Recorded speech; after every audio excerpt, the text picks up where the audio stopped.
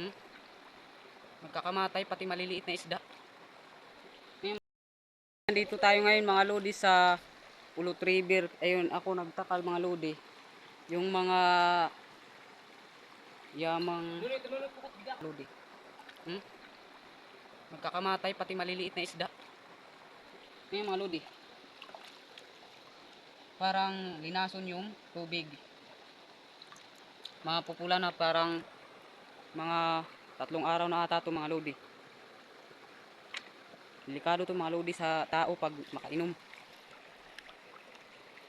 Pati maliliit. Maliliit na ano, masag, mga alimasag. Patay mga lodi, pati maliliit na isda. Ito alimasag, maliit. Patay. Ito pa mga lodi oh. Yung mga kinis o pukot. Grabe mga lodi.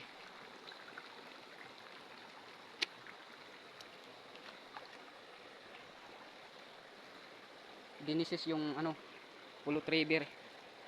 Yung mga lodi, wala nang maubos nito yung mga yaman sa kwandidi. Yamang tubig dito sa Pulot River. Grabe mga lodi oh. Kulit. Buhay po. Pero yung hindi ata nakakaya sa lason ng tubig. Yung mga lodi. Baka makakain si Whitey. Grabe mga lodi. Patay talaga yung maliliit na isda. Pati alimasag. Kasi pag ano na, hindi na umuulan yung tubig dito sa pulot. Maliit na. Medyo mababaw na mga lodi.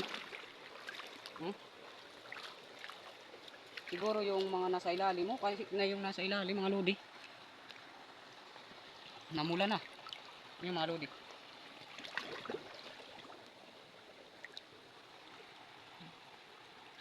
Pero buti pa yung palaka, ano, mga suso. Hindi natabla ng lason. Yung mga lodi, oh. Dami niyan mga lodi, ayan pa.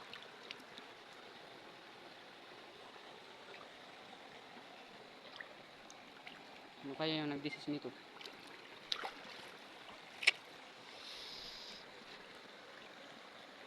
Mga lodi. Kasi kaya na may nakita ko pala doon ha. Naka ano, yung ibang alimasag nagpunta sa hubas.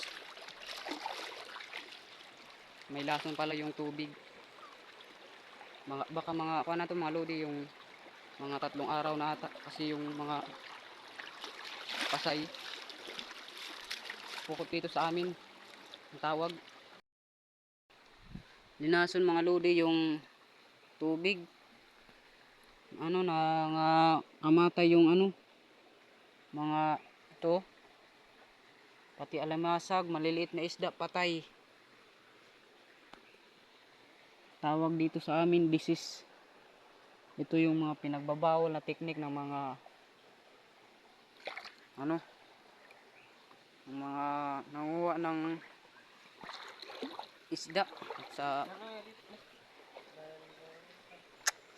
delikado to mga lodi sa tao. Kahit maliliit na isda patay. Oh, ito yung mga sa ilalim na nga, patay pa. Medyo mabaho na rin mga lodi. Sayang. Wala na yung ubos na yung mga nakatira dito sa tubig.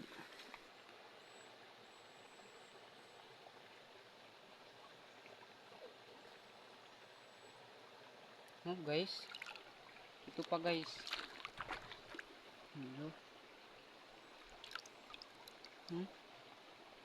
Tapos yung iba ano na sa tabi na.